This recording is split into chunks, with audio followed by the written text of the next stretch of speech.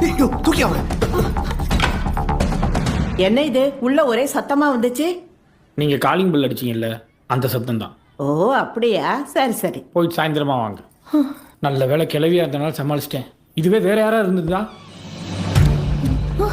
யாரு இவளை நீங்க தான் சமாளிக்கணும். என்ன எதுக்கு சமாளிக்கணும்? ஏய் நகர. இல்ல இந்த பையன் இங்க எப்படி வந்தா நீங்க கேட்டாருங்க சமாளிக்கணும்ல, அதான். அப்பா. ஏய் இவன் என்ன பண்றாங்க? நாங்க தான் கூட்டு வந்தோம்.